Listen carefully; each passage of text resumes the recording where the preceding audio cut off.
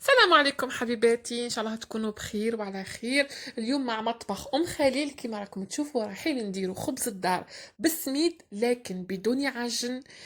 بعجينة ال10 دقائق، يعني تتحضر في 10 دقائق. والفيديو عملته حبيت نطوله اكثر من هيك تالمون لي حضرته سريع جدا، ما تعداش 6 دقائق. شوفوا حبيباتي كيفاش يجي اسفنجي تماما وطالع ويجي خفيف كي القطن. تابعوا معايا حبيباتي المقادير.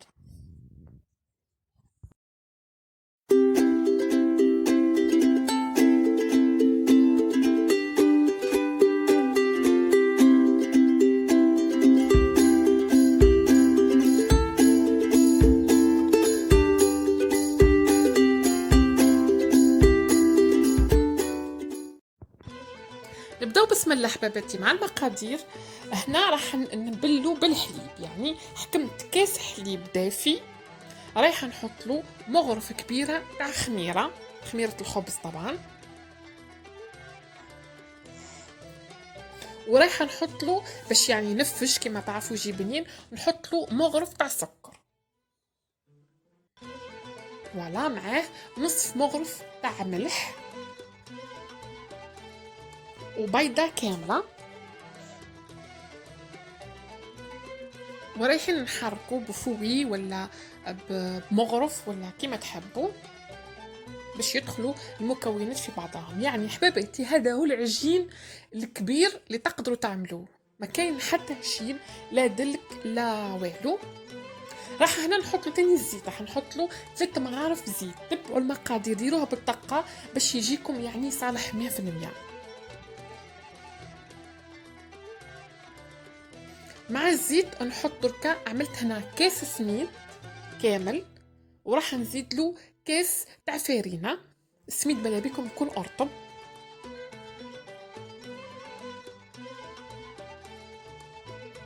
فوالا كاس فارينه حباباتي. هذا الجميع اللي يعني شكاو لي وقالوا لي بلي انتي قتلتينا بالعجين.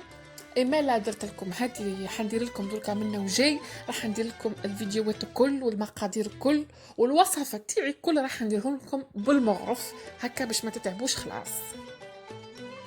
خليوها كيما حباباتي. شوفوا كيفاش تجي سائله، يعني العجينه راح تجي سائله تماما.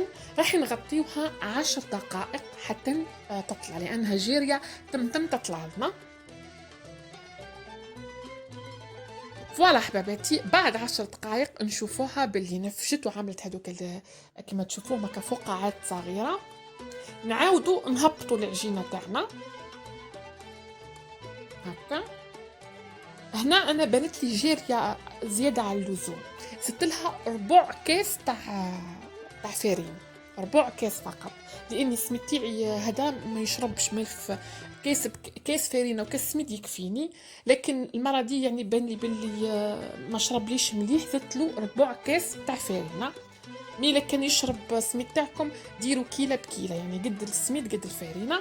هنا راح كمت يعني المول تاع الكاطو تاعي تاع المسكوتشو كيما يقولوا، راح ندهنو، حطيت له من تحت بابي بور، وراح ندهنو بشويه زيت هكا باش نيفيتيو خلاه الغيسك تاع انه يلصق لنا، لان راح نصبوه سائل كيما راكم تشوفوا. هذا يحضر يعني في رمضان، لا تتعبوا لا حد شيء، ويجي خفيف خفيف وبنين. ما تتصوروش كيفاش يجي خفيف مع الجيري، مع شوربه فريك ولا مع اي ماكله تتحضر سير بلاس. يطلع كيما شفتوا 10 دقائق، ومن بعدك راح نزيد نحطه هنا شويه في البلا. شوفوا كيفاش حطيته في البلا يجي سائل، ما يجيش كتله تاع عجينه، ولا يجي وكانه اتقل شوي من عجينه الكاطو تاع المسكوتش، اتقل شوي منه. وراح ندهنه من الفوق بالبيض، يعني نحطوا عظمه كامله، دهنوا هكا من الفوق، هكا من الفوق الفوق بركه بالبنسو. ما تدخلوش البيض في العجينه.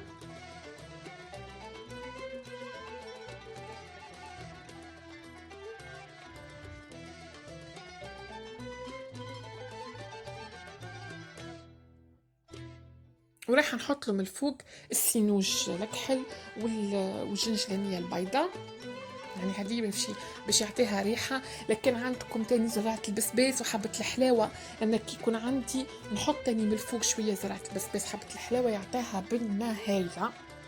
وراح نزيد نعاودو نغطيوها حباباتي 10 دقائق اخرى، ونروح نشعلوا الفور تاعنا على 180 درجة من التحت، كي تحمر من التحت نشعلوا من الفوق. وهذه